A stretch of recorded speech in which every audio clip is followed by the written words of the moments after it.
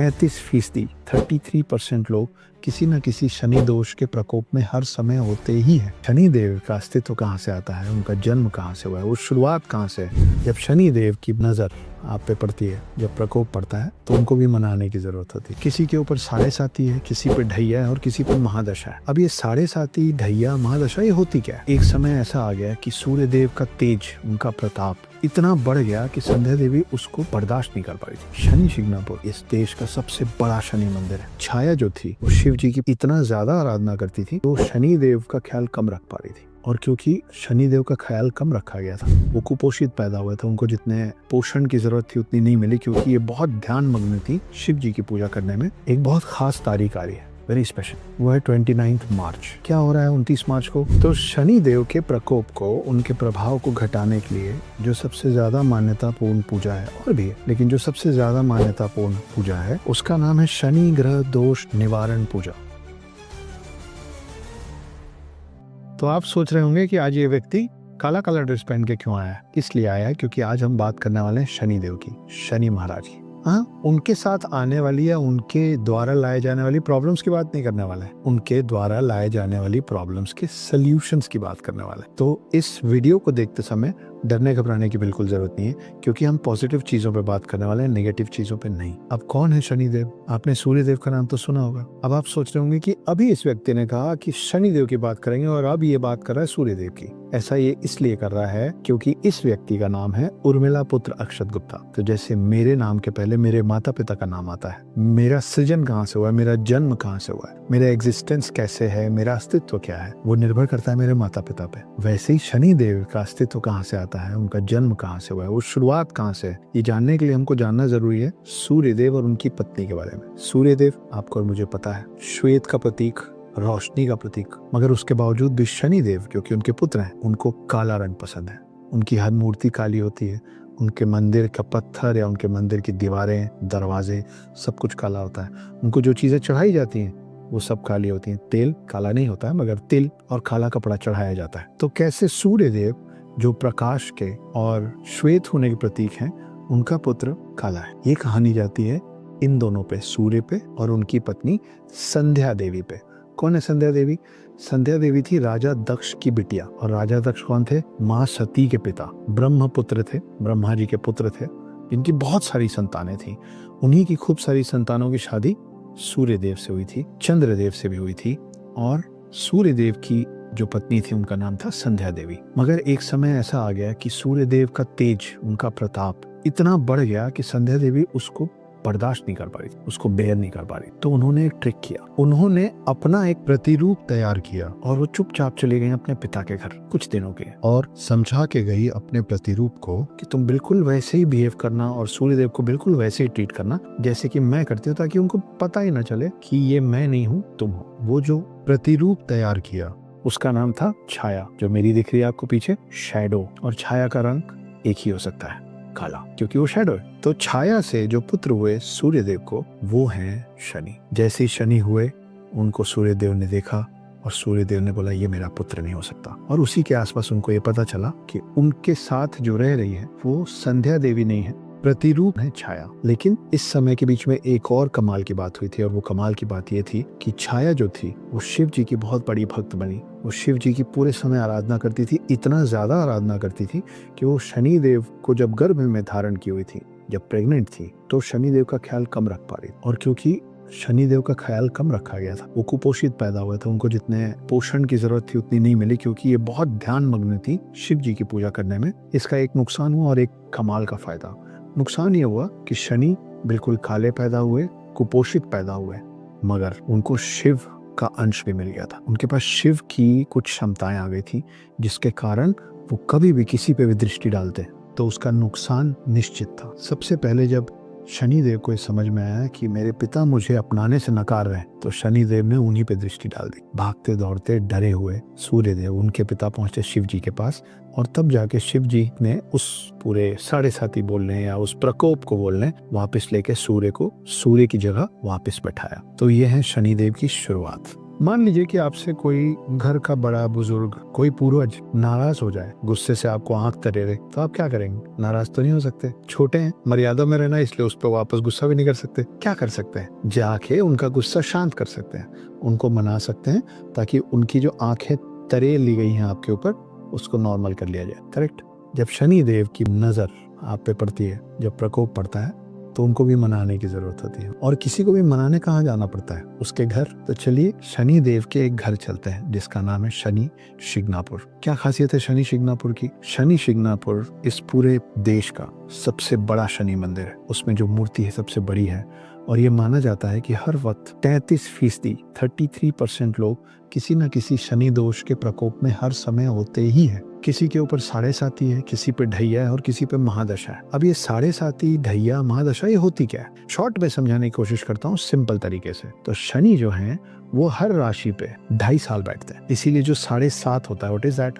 7.5, 2.5 plus 2.5 plus 2.5, 7.5। तो हर राशि पे वो बैठते हैं 2.5 साल, 2.5 ईयर्स। जब वो इस एग्जाम्पल राशि नंबर 2 पे बैठे हैं, तो आप सोचिए कि उसका प्रभाव राशि नंबर 1 पे भी है जिससे वो आ रहे हैं, और राशि नंबर 3 पे भी हो रहा है जिसपे वो जा रहे हैं। ये कुल मिला के होता है 7.5 साल, 7.5। तो जब आप इस पूरे कैलकुलेशन को समझेंगे तो आपको ये समझ में आएगा कि हर राशि पे उनका असर कभी कम, कभी ज्यादा, कभी अच्छा, कभी बुरा, मगर टोटल टाइम उनका जो असर होता है हर राशि पे वो 7.5 ईयर्स होता है। 2.5 ईयर्स जब वो आने वाले हैं, 2.5 ईयर्स जब वो बैठ चुके हैं, और 2.5 ईयर्स जब वो आगे बढ़ चुके हैं, मगर उनका इफेक्ट अभी पीछे बचा है। अगर आपका जीवन 60 साल का है, फॉर एग्जाम्पल, भगवान करे आपकी उम्र और लंबी हो, मगर if you are living for 60 years, 60 साल का अगर आपका जीवन है, जो कि आज के समय की एवरेज लाइफ है, तो मान के चलिए कि आपके ऊपर शनिदेव का प्रभाव 2 बार पड़ेगा। 7.5 और 7.5 2 बार आएगा, क्योंकि ये माना गया है कि हर 30 साल में शनिदेव एक बार आपके राशि के ऊपर जरूर आएंगे। 90 साल का है तो 3 बार। जब इनका प्रभाव आता है, आप पे आए या आपके परिवार पे आए, तो क्या किया जा सकता है? हमारे आपके पूर्वज ही हैं, तो उनको कैसे मनाया जा सकता है, उनको कैसे खुश किया जाता है, उसको समझने के लिए हम जा रहे हैं शनि शिंगणापुर। शनि शिंगणापुर, जैसा कि मैंने आपको बताया, कि इस देश का सबसे बड़ा शनि मंदिर है। आप सबको एक कहानी सुनाऊं, सच्ची घटनाओं पर आधारित एक कहानी। तो हुआ कुछ यूं कि आज से लगभग 300 साल पहले महाराष्ट्र के गांव में बहुत ज्यादा बाढ़ आई। जब बाढ़ का पूरा पानी नीचे उतरा और वापस से दिनचर्या शुरू हुई, तो वहां पास में बहती थी एक नदी, और नदी में एक चरवाहे को, जब वो अपने भेड़ बकरियों को लेके गया, तो उसको एक बहुत बड़ा सा काले रंग का पत्थर दिखा।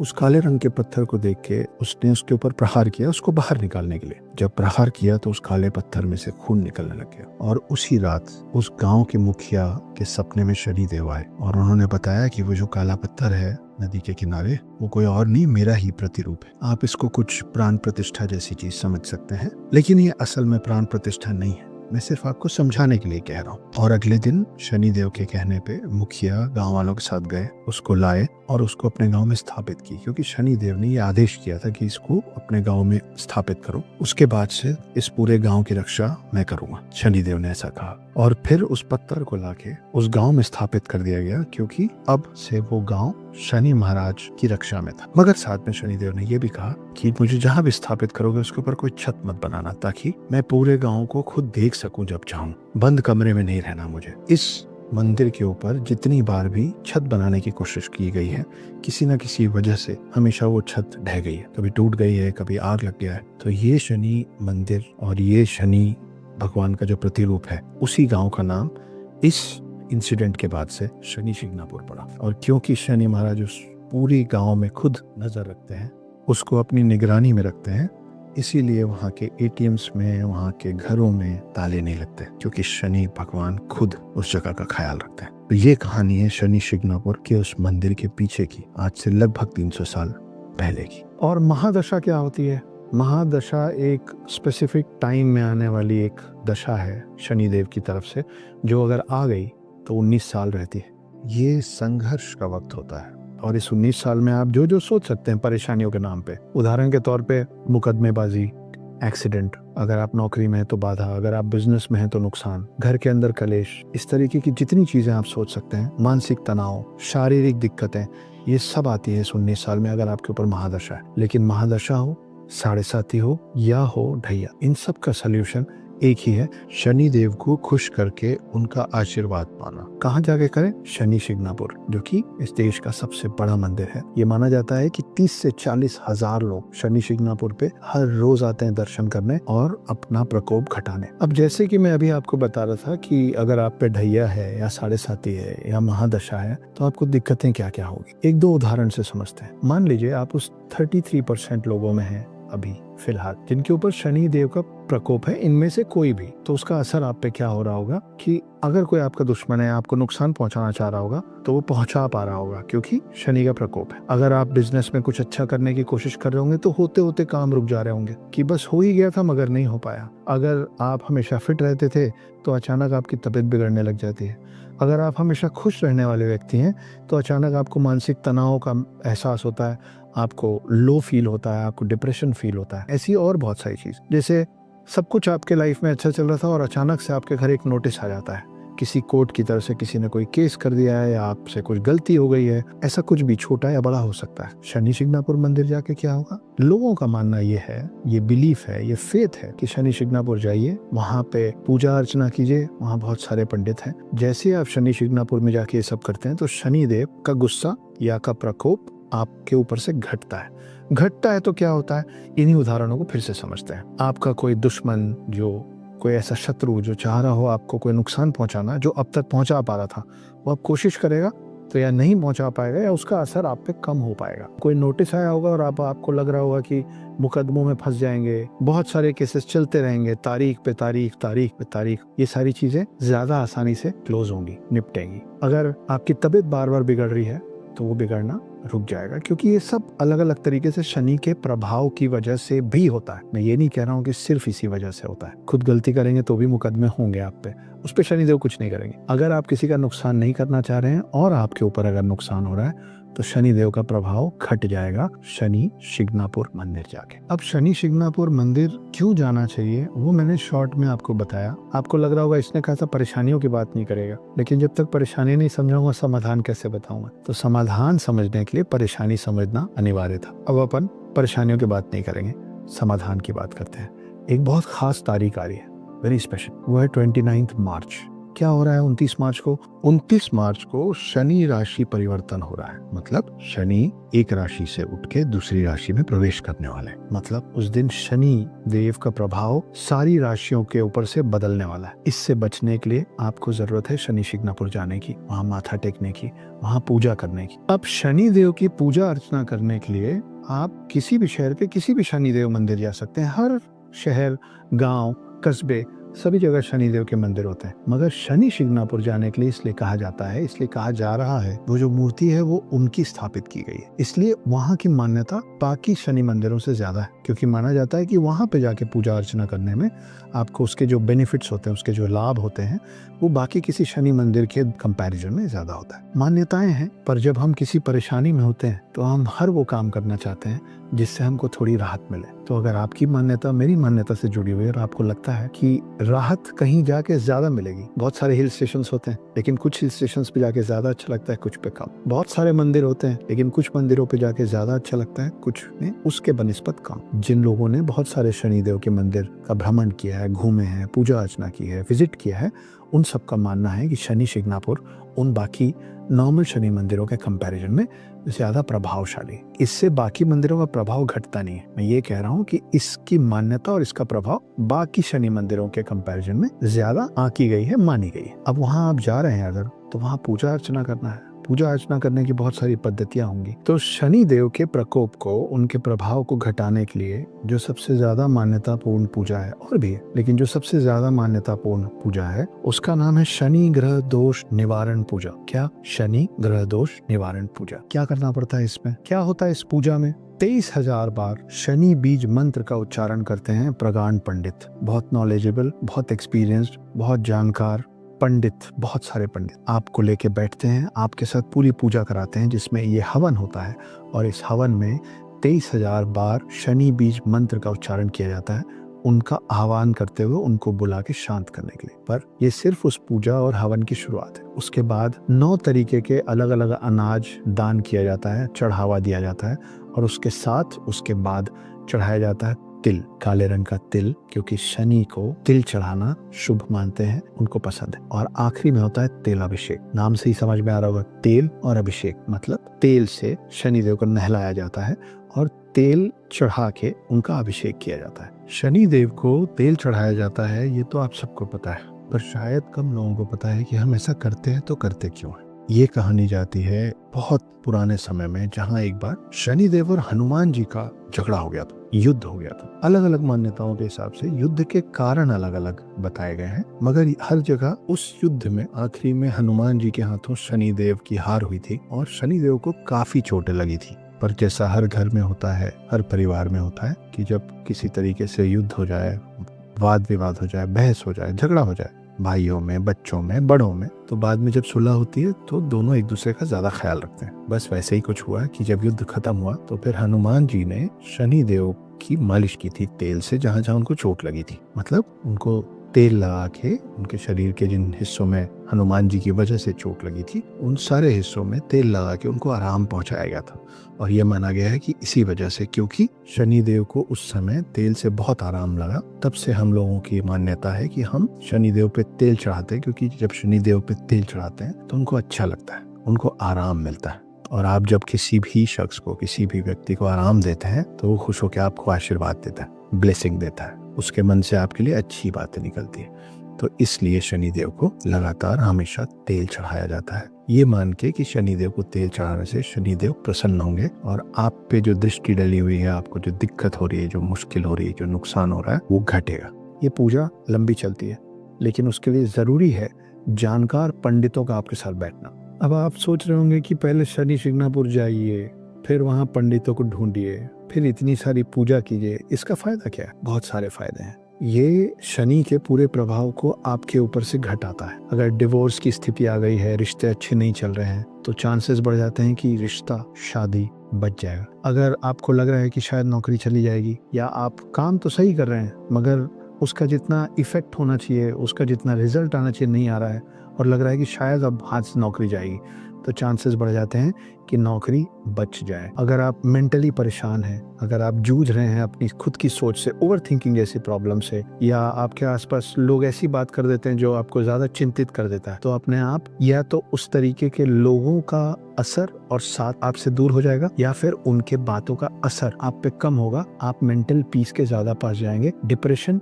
परेशानी, अपसेटनेस, चिंता, इनसे या तो मुक्ति मिलेगी या ये सब घट जाएगा कम से कम।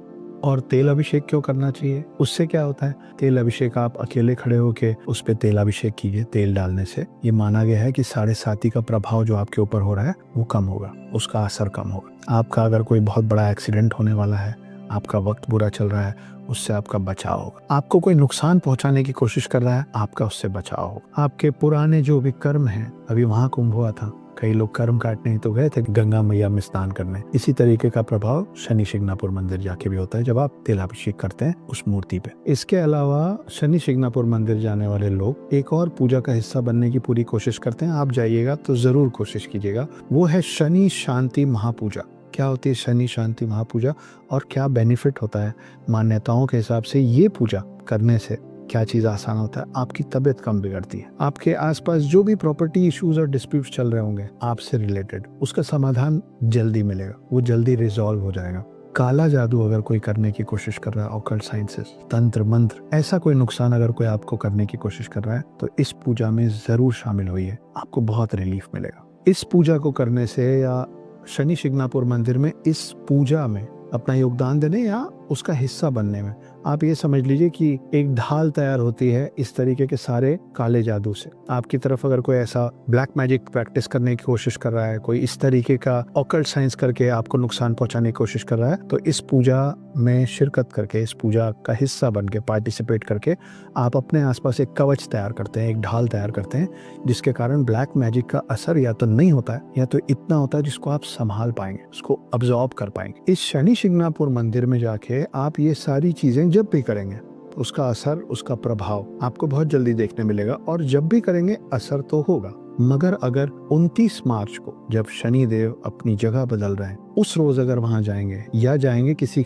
शनिवार को, तो 29 मार्च या शनिवार को जाने से ये माना गया है कि इन सारी चीजों का प्रभाव, उनका इफेक्ट इन पूजा का, इस तेला अभिषेक का ज्यादा प्रभाव होता है, ज्यादा पॉजिटिव इफेक्ट पड़ता है अगर आप उसको शनिवार को करते हैं, या सबसे खास दिन है अभी आने वाला 29 मार्च। तो अगर इनमें से किसी भी चीज के प्रभाव में है, आपको लग रहा है कि आप परेशान हो रहे हैं, तो 29 मार्च बहुत खास दिन है वहां जाने का। शनि शिंगणापुर, तेलाभिषेक, चढ़ावा, वहां जाना, वहाँ ये पूजा, 23,000 बार मंत्र, ये सब तो अक्षर बहुत मजा आ रहा है सुन के आपसे, मगर हम तो फलानी जगह रहते हैं, हमको तो ये दिक्कत है, हम तो ऑफिस जाते हैं, ऑफिस से छुट्टी नहीं मिल रही। नौकरी जा सकती है लेकिन ऑफिस से छुट्टी नहीं मिल रही। बिजनेस के ऐसे पड़ाव में है कि उतनी दूर जाना परिवार को लेके कठिन है। माता पिता बहुत बुजुर्ग हैं यार, नहीं जा सकते। बच्चा स्कूल जाता है, एग्जाम चल रहे हैं उसके, जाना तो चाहते हैं मगर कैसे जाए, उसका भी समाधान लाया हूँ। श्री मंदिर ऐप है, डाउनलोड कीजिए, उसको चेक कीजिए।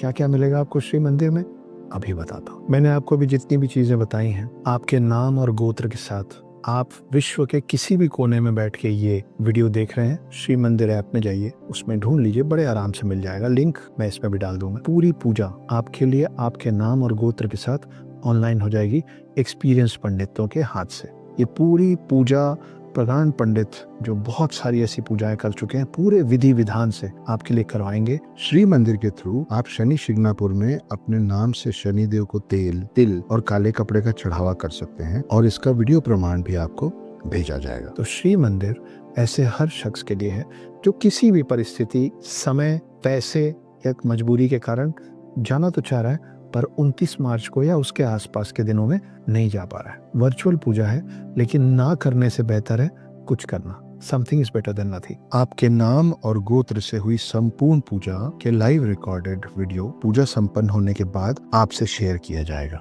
नाम और गोत्र बार बार इसलिए बोल रहा हूँ क्योंकि उससे आपको समझ में आएगा कि ये पूजा ऐसा नहीं है कि सबके लिए हो रही थी इसलिए हमारा भी हो गया। पर्सनलाइज्ड आप ही के लिए ये पूजा होगी। आपके दिमाग में एक बात आ सकती है कि ऑनलाइन पूजा वैसी थोड़ी ना हो सकती है जैसा वहाँ साक्षात बैठ के हम कर सकते हैं। करेक्ट है, लेकिन जब आप किसी से दूर होते हैं तो वीडियो कॉल पे बात करते हैं ना। भगवान को तो हम ऐसे भी देख कर छू नहीं सकते, तो ऑनलाइन हो या ऑफलाइन हो ज्यादा फर्क नहीं है। फर्क है आपके इंटेंशंस में, फर्क है आपकी मान्यता में, आपके विश्वास में, और विश्वास जहाँ होता है भगवान वहाँ खुद आते हैं। उदाहरण प्रहलाद वाली कहानी तो सुने होंगे आप, नरसिम्हा अवतार की। जब उनके पिता राक्षस हिरण्यकश्यप उनसे बार बार ये पूछ रहे थे कि तुमको क्या लगता है हर जगह है तुम्हारे विष्णु, और वो बोल रहे थे हाँ हर जगह है, मैं जिस चीज की पूजा करूंगा, मैं जहाँ उनको याद करूंगा वहां आएंगे विष्णु। और यही करते करते उनके पिता ने उनसे पूछा कि तुमको क्या लगता है कि ये जो इतना बड़ा खंबा है मेरे महल का, इसके अंदर भी विष्णु है, मेरे महल के अंदर विष्णु आ जाएंगे? तो प्रहलाद ने बोला हाँ। और तब उस पिलर को, उस खंबे को तोड़ा गया और उसमें से निकले नरसिम्हा अवतार, जिन्होंने प्रहलाद को बचाया और वध किया हिरण्यकश्यप का।